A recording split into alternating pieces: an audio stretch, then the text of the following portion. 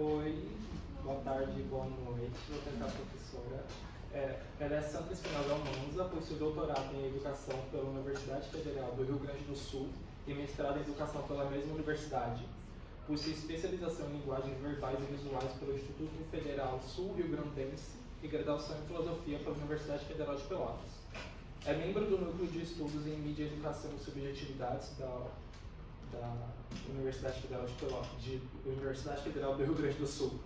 Atua e desenvolve pesquisas nas áreas de filosofias e filosofia da educação, filosofias da diferença e educação, cinema, filosofia e educação. Atuou como professora substituta no Departamento de Educação de Fundamentos da Educação da Faculdade de Educação AFAI, aqui da UFPE.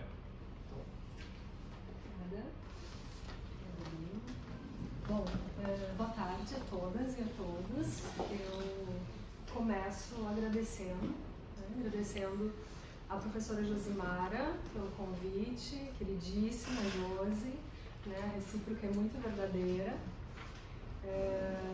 Agradeço também aos estudantes do grupo de pesquisa, né, do ateliê. E agradeço a todos os presentes, né, a todas vocês também. É uma alegria ter recebido o convite, né, da Josi para participar desse evento tão bacana. Bom, há vários modos de começar, né? Hoje eu gostaria de dar início a essa fala tendo atrás de mim, diante de mim e ao meu redor o sentido do lugar em que nós estamos e do movimento que nos trouxe até aqui. Onde nós estamos? Por que nós estamos aqui? Com quem nós ocupamos esse espaço e em nome de que nós estamos aqui? O que nos move e o que nos moveu hoje até essa universidade? Ao tema dessa conversa, a essa fala e a essa sala que nos reúne estudantes, professoras, professores e também mães, pais, filhos e filhas, colegas, enfim, pessoas diferentes reunidas possivelmente por um sentido comum. Que sentido é esse? A educação, certamente, é o grande sentido que nos reúne aqui.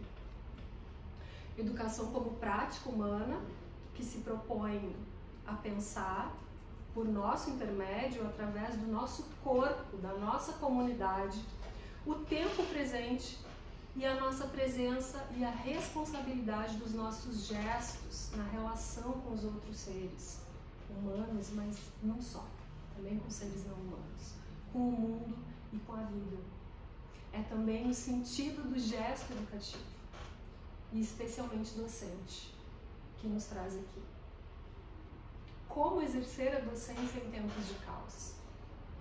Que gestos são possíveis e sonháveis numa relação educativa entre professores e alunos em um tempo de crise como o tempo presente? Gente, eu tô com 2 computadores, mas é assim, não é nada, não é nenhuma megalomania, que meu computador ele deu uma super pane essa semana, então tem algumas coisas que eu não consigo usar, eu tô usando, lendo o texto no meu, eu tô com o da Josi aqui, tá? Então,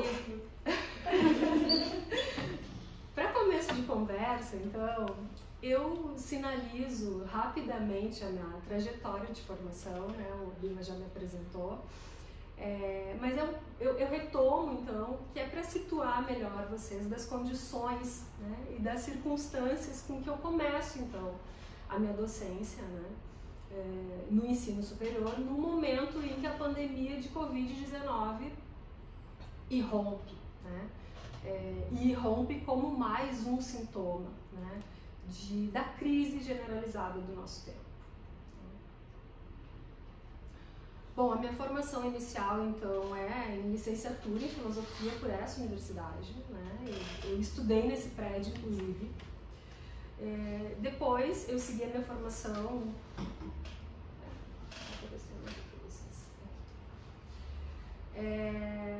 Eu segui a minha formação, então, ainda em Pelotas, no IFSU, E fui continuar os movimentos de pós-graduação na Universidade Federal do Rio Grande do Sul. Lá fiz mestrado, doutorado e um estágio de pós-doc.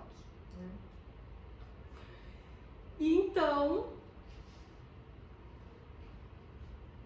o círculo se fecha, né? Depois desse movimento todo de formação ali inicial e continuada, e eu recomeço a minha trajetória, né? Agora como professora contratada da UFPEL, pela UFPEL, né? E lotada aqui na Faculdade de Educação, ministrando para todas as licenciaturas da universidade, logicamente não, né? Como única professora que ministra essa disciplina, nós somos um conjunto de professores, o componente curricular de fundamentos socio-histórico-filosóficos da educação. Né? Bom, o Paulo Freire, brasileiro, nordestino, professor, patrono da educação brasileira, um dos nossos grandes filósofos da educação, e uma das maiores expressões do pensamento educacional mundial do século XX, disse certa vez numa conversa com um outro professor norte-americano, Miles Horton, uma conversa que virou um livro, né, que se chama O Caminho se Faz Caminhando, que vocês devem conhecer. O Paulo Freire, nessa ocasião, já era um homem maduro, né, uma trajetória já grandiosa e assim reconhecida. Ele, com toda uma praxis, né, ética, política, educativa, ele diz ao Horton: eu estou sempre no começo, como você. Isso está lá, né, numa passagem no meio desse livro, que é um livro falado, é um livro muito interessante, é uma conversa entre os dois que depois foi transcrita e virou esse livro. E eu acho isso maravilhoso, por isso começo com essa frase, falando da minha trajetória e também no começo ali da minha trajetória profissional. Por que que eu faço isso? Né? Porque isso é algo, né, que me lembra, que nos lembra, eu gostaria de compartilhar, né? Nos lembra que o próximo passo, que só é possível porque um passo anterior o precede, o próximo passo guarda também um sentido inaugural. Guarda sempre a potência de um novo começo, o começo de um momento diferente, que por sua vez se relaciona com os modos como o corpo se movimenta pelo caminho, com as condições que o próprio caminho apresenta e com as possibilidades que o caminhar vai encontrando ao se fazer e para se fazer. Bom, então eu começo, né, a minha docência como professora no ensino superior, como professora substituta da UFPEL em 2021, em plena pandemia, né, no segundo semestre de 2021, ou seja, justo quando o século XXI começa a despontar. Mas como assim o século XXI começa a despontar, né, em 2021? Bom, como nos ensinou Eric Hobsbawm, novos séculos não começam no dia 1º de janeiro do primeiro ano de cada novo século. Um novo século começa, segundo esse historiador, quando imprime a sua marca nos corpos das populações do mundo.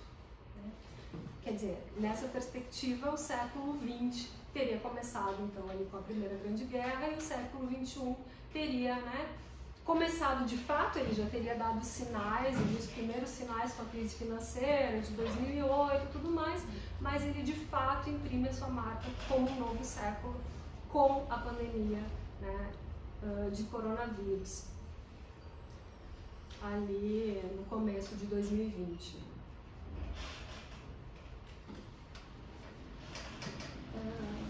Bom, então quando eu começo essa experiência como professora, e começo a minha docência em 2021, já não era o momento agudo da pandemia, mas nós ainda estávamos, né, no modelo remoto.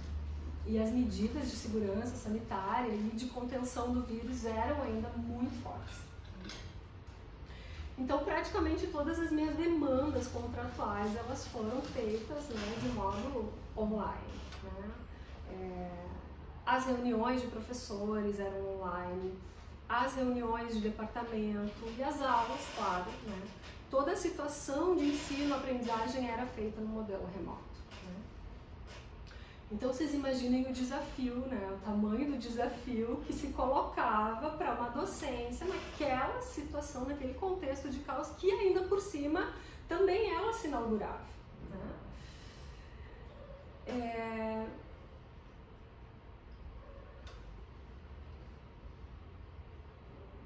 Bom, antes de entrar aqui nessa questão do vírus como pedagogo, o que isso me levou a pensar, né? Em relação às práticas, né, especificamente, elas foram, e eu conversava um pouco antes, né, com os estudantes também, que passaram, né, ali alguns semestres por essa modalidade de ensino remoto a respeito das práticas. As minhas práticas foram as mais tradicionais possíveis, dentro, claro, daquele quadro de exceção. Tá? Por que eu digo isso, né? Como é que foram essas práticas, né? Leitura e estudo de textos, né? Aula expositiva pelo E-Aula, que é a plataforma, né, da universidade, proposição de trabalhos avaliativos semanais, provas e escritas de artigos acadêmicos, enfim. Nesse modelo remoto, a participação efetiva da turma numa aula dialogada, numa aula como um espaço de estudos coletivo, questionador, compartilhado, né? Um espaço de pertença e de cuidado, de produção conjunta, de pensamento crítico e de criação, isso não aconteceu. Foi uma experiência, eu diria, inclusive, de muita solidão docente e discente também, eu imagino, né? Em alguma medida. Em que eu me sentia muitas vezes falando sozinha, diante de uma tela, e que não havia nada muito diferente disso como alternativa, já que a realidade dos estudantes, que é, claro, reflexo da realidade social do Brasil, também é muito desigual, né? Então, muitos estudantes, eles não contavam nem com um espaço adequado, né, nas suas casas, para fazerem ali uma incursão na aula como um momento, né, dialógico, reservado para aquilo, para aquele momento, né, para aquele acontecimento, a aula, né. E sequer muitos tinham equipamento, né, computador, uma câmera, um microfone, muitos alunos assistiam a aula pelos celulares, né. Então, havia toda uma limitação, em primeiro lugar, material, né, técnica, que precarizou também, do meu ponto de vista, as relações humanas, né? O desenvolvimento mais rico e potente dessas relações, as trocas genuínas de uma experiência educativa. Por outro lado, em meio àquele contexto tão difícil, eu me colocava muito, né? Algo que se colocou muito para mim como questão, né, nesse momento ali, diante dessas limitações todas, foi a questão dos começos, sabe? Já falei isso contigo, né, José, em outro momento. A questão dos começos era algo que começou a me mobilizar muito, assim. Não apenas o que se passava comigo como professora nesse contexto de caos, mas também com os estudantes, né? Recém-saídos do ensino médio, chegando agora na universidade, né? Muitos, né, estudantes com uma adolescência ali, né, muito próxima ainda daquele período tão novo, tão inaugural de ingresso, né, na vida acadêmica. Eu pensava nos começos, em como nós acolhemos como pessoas e como sociedade os começos. O começo de uma profissão, o começo de uma formação, o começo de uma vida. Como nós acolhemos uma criança que chegou ao mundo? Como acolhemos a mulher grávida dessa criança quando a prepara no ventre? Como acolhemos concretamente?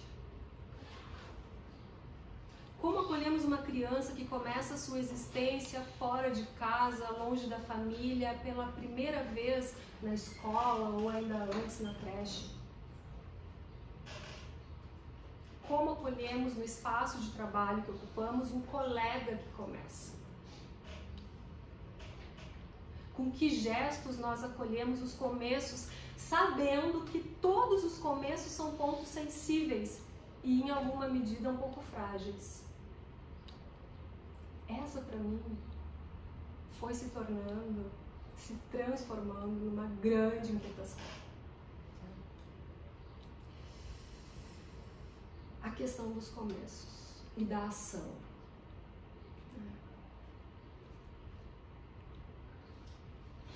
A Hannah Arendt vai caracterizar, né, o ser humano como um início, né? Ou seja, a cada nascimento de um ser humano, algo novo, algo inaugural vem ao mundo, né? Mas também, uma vez nascidos, nós continuamente introduzimos novos inícios no mundo, por meio do que fazemos, por meio dos nossos gestos. E isso tem efeitos, é claro, né, na produção de subjetividades numa relação educativa. Então, mais do que das práticas, né, específicas da docência vividas no período da pandemia, eu gostaria de falar um pouco com vocês sobre o que essa experiência me deu a pensar, o que ela me deu a imaginar e que eu venho ainda remoendo desde ali, né, e podendo agora, felizmente, trocar com a nossa comunidade, com os estudantes, com os colegas, professores, né.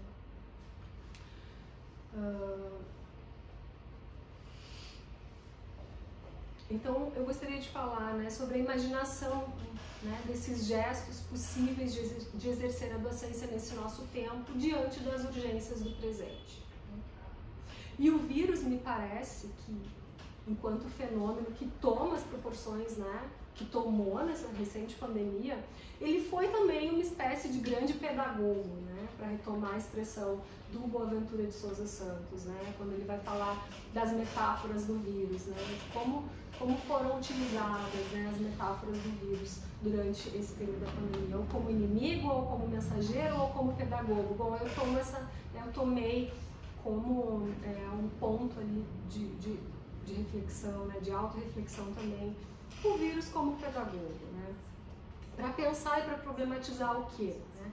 A minha própria presença no mundo, como pessoa, como mulher, como mãe e especialmente também como professora. Como nós estamos agindo, como estamos nos posicionando, pensando, problematizando e transformando a nossa presença e copresença no mundo. Nossas práticas mais cotidianas, nossas atitudes, nossos gestos, nossos modos de viver, as formas como nos relacionamos com outros seres, humanos e não humanos, com a terra, com o consumo, com o cuidado.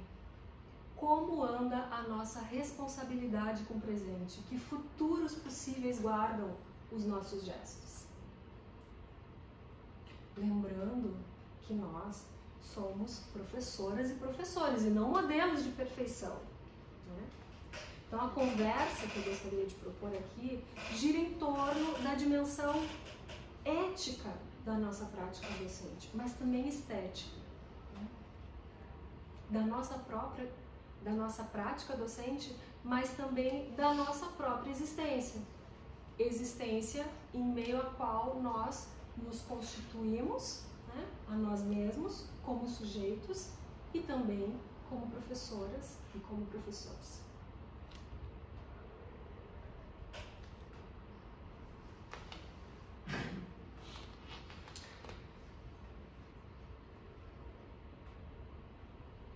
Bom,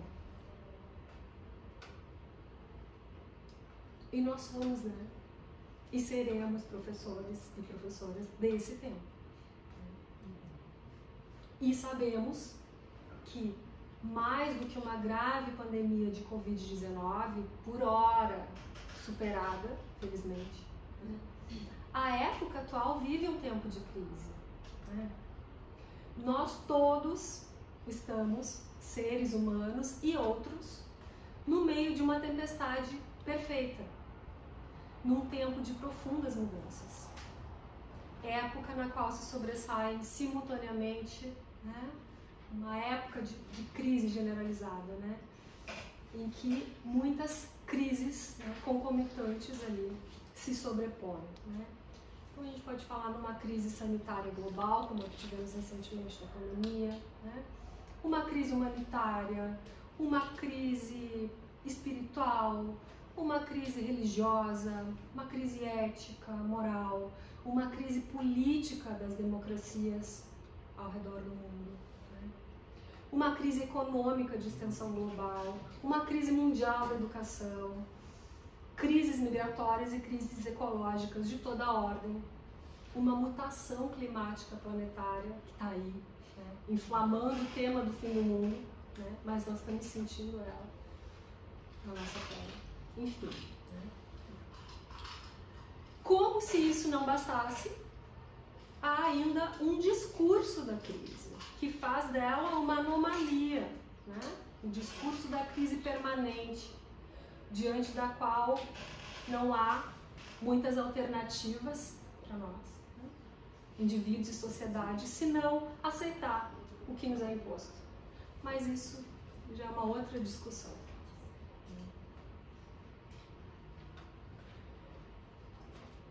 Então, a etimologia da palavra crise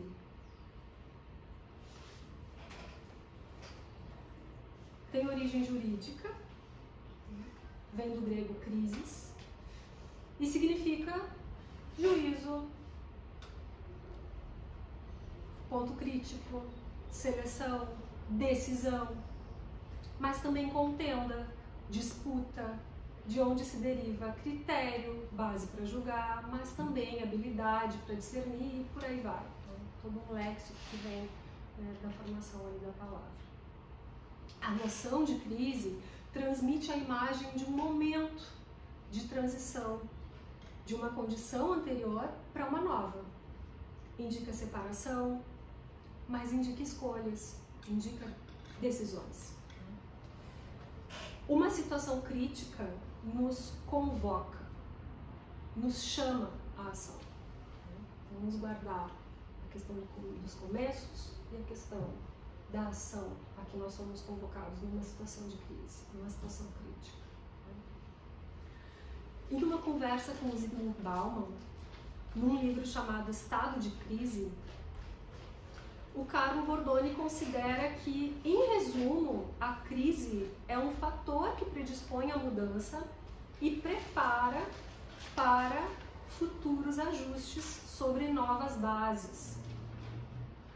O fato, de fato, é que ao falar de crise de qualquer natureza, transmite sempre o sentimento de incerteza, né? O sentimento de medo, esse sentimento mais velho do mundo, né? Que remete às nossas origens, né? Ao nosso passado mais arcaico. E o medo muitas vezes nos paralisa, né? Diante de um contexto de crise. Então, quando a crise é diagnosticada, né, o que fazer?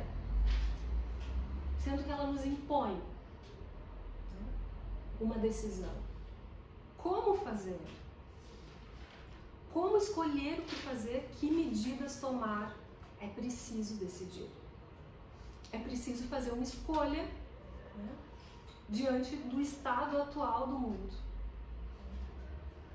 do aumento das desigualdades, da degradação da natureza, do colonialismo racista, do sexismo, da xenofobia, da dominação capitalista e patriarcal e suas múltiplas violências contra as gentes, mulheres, crianças, negros e negras, pessoas com deficiência, pobres, aposentados, indígenas, imigrantes, violência contra a terra e as demais formas de vida.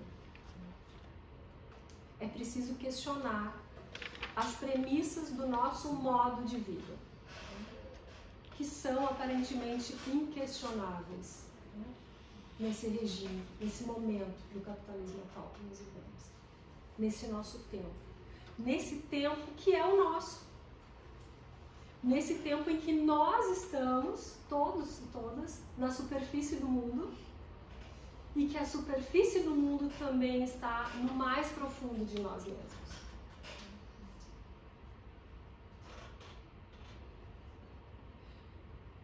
E nesse ponto, eu, já me encaminhando ali, né, para o segundo momento da minha fala, gostaria de voltar, né, um pouco essa fala em direção à amorosidade e à responsabilidade do ato educativo. Né? E faço isso ao lado, né, de dois autores, né, de uma autora e de um autor muito especiais para mim, que são Bell Hooks e Paulo Freire. Né? Voltando ali ao começo da apresentação também. Né? Ambos os quais viam no amor uma força vital. O Walter Cohen, num livro publicado recentemente, que é, na verdade, uma biografia filosófica do Paulo Freire, chamado Paulo Freire Mais do que Nunca, né? Para quem não conhece, eu recomendo, um livro lançado recentemente. Ele, ao falar, né, sobre esse princípio na vida educativa de Paulo Freire, né, destaca então o seu amor pelas pessoas e pelo mundo, pela vida, né, pelo lugar que se ocupa quando se educa. Né.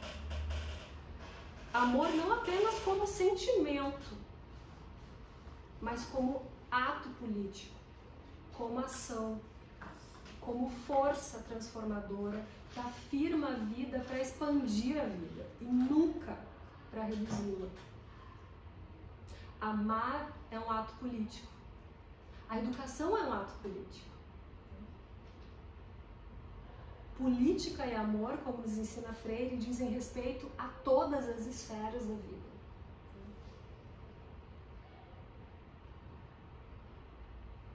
A Bell Hooks, citando o Erich Fromm, um autor que também foi bastante caro para o Paulo Freire, né, insiste com ele que amar é um ato da vontade.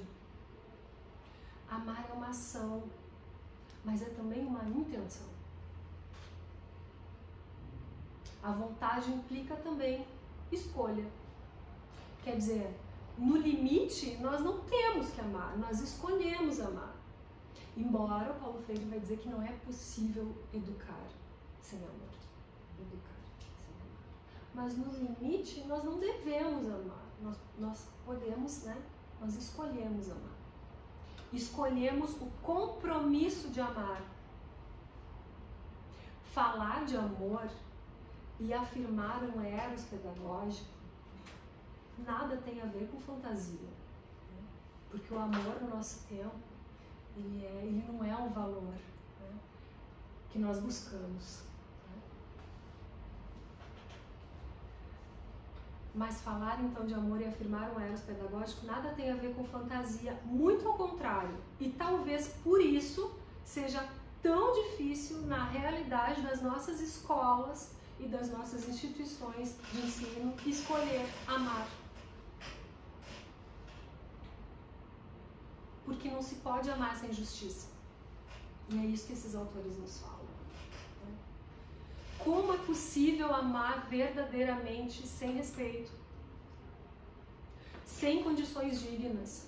Amar em condições de descaso, em condições de desamor, de negligência e de violência.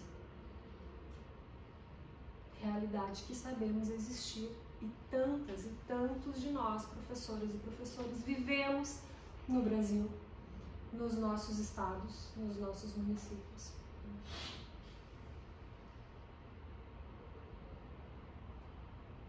Por outro lado, nós podemos lembrar das palavras de um autor chamado Giuseppe Ferrari, quando diz que se educar é um modo de amar e a educação está em crise, também a relação de amor está em crise. E essa relação, nós sabemos, excede a escola. Quem pode dizer onde começa e onde termina a aprendizagem do amor? Seja como for, a infância é um tempo forte. Bell Hooks nos lembra que a infância, é na infância que nós aprendemos sobre o amor. Então, testemunhando o desenvolvimento de uma criança, qualquer um de nós pode ver que antes mesmo de conhecer a linguagem, de reconhecer a identidade dos cuidadores, os bebês reagem ao cuidado afetuoso, reagem ao ambiente amoroso, ao gesto amoroso, no toque, na entonação da voz, na disposição amorosa do adulto. Compõe com o desenvolvimento e a educação de bebês e crianças o modo como falamos com elas, como nos relacionamos com o corpo e o ser que a criança é. O modo como nos relacionamos com o cérebro em desenvolvimento da criança, né? Que hoje nós sabemos, pelos estudos mais recentes da neurociência, o quão específico é o cérebro humano nesse momento de desenvolvimento. Desde bebês, saibamos ou não,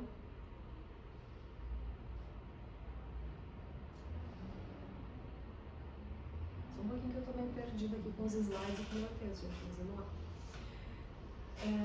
Desde bebês, então, quer a gente saiba, quer a gente não saiba, nós estamos, né? E estejam também mais ou menos conscientes os adultos que nos educam e que nos cuidam, nós aprendemos lições importantes, né? Decisivas inclusive, eu diria, sobre carinho, afeição, reconhecimento, respeito, compromisso, confiança, comunicação, responsabilidade. A infância é, nas palavras de Bell Hooks, a primeira escola do amor, onde as definições são ensinadas e aprendidas muito e decisivamente por meio dos gestos, dos nossos gestos. E eu quero chegar com isso, né, no tema, né, de que todos os nossos gestos, né, são pedagógicos numa sala de aula. O modo como nós interagimos com a criança, o nosso tom de voz, né, o modo como nós nos colocamos em relação ao corpo dela, como a acolhemos, né, tudo isso é pedagógico.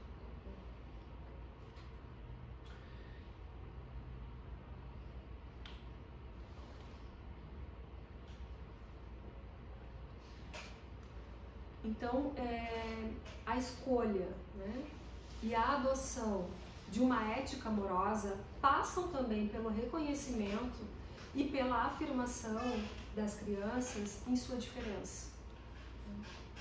Pela aceitação que as crianças têm comportamentos distintos, que vêm de contextos diferentes e estão em ritmos e processos diferentes de desenvolvimento. Claro, isso não significa, né, obviamente, permitir qualquer coisa, consentir qualquer comportamento, né? Claro que não. Entretanto, tal reconhecimento e afirmação mobilizam e induzem o questionamento docente a respeito do seu próprio gesto e da responsabilidade que esse gesto carrega, né? Então, longe dessa discussão, o que eu trago nessa conversação, né, está qualquer receita de como exercer a docência, né? Não se trata em nada de um manual, né, nem de longe qualquer, de como ser professor ou professora, como ser um bom professor ou uma boa professora. Se trata, sim, de uma provocação e de um convite, né, a nós questionarmos, todos e cada um de nós, né, o que nós fazemos, como fazemos o que fazemos, como, afinal de contas, fazemos isso de ser professoras e professores. Um convite a que pensemos juntos e individualmente sobre o que fazemos e o que dizemos em nossas práticas, porque às vezes as nossas práticas elas estão tão coladas a nós, diria Foucault, as coisas estão tão próximas que nós não conseguimos ver, nós não conseguimos enxergar, quanto menos pensar a respeito. Nos modos pelos quais nos comunicamos com as crianças, pois isso, gente, é parte constitutiva dos modos pelos quais a criança constrói a percepção sobre si mesma, em interdependência com o meio e com as relações de que ela participa. Então, e agora encerrando, né? Embora nós sejamos todos e todas contemporâneos de uma cultura capitalista e patriarcal dominante, né, que busca e cultua outros valores que não o amor, né, me parece importante que nós nos recordemos, né, de recordes, né, novamente, cordes, coração, recordar, trazer de volta o coração, né, ao nosso próprio coração e ao coração da universidade, da escola, ao coração dos nossos processos de formação, a relevância do problema do eros pedagógico na construção de um ambiente facilitador da integridade, da saúde mental e da formação humana de todos os sujeitos que participam do processo educativo, dentre os pais, as crianças, né, professoras e professores e também todos os demais profissionais, né, da educação. A qualidade das relações que acontecem nos espaços educativos da escola e, em especial, na sala de aula, dependem sempre também dos gestos. E o mesmo no mundo. A escola é um microcosmos.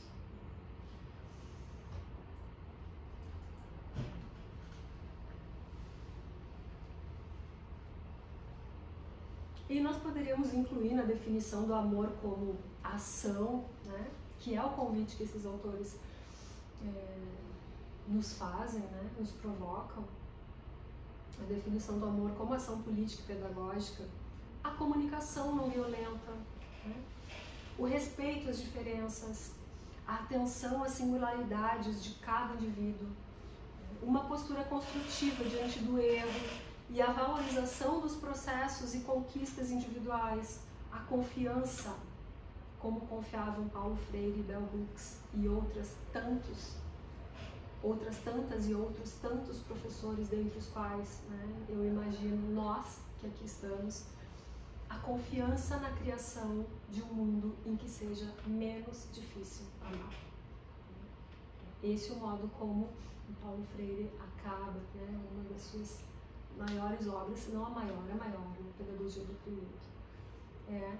Restabelecendo ali, né, nos convidando a restabelecer a confiança no mundo em que seja menos difícil amar.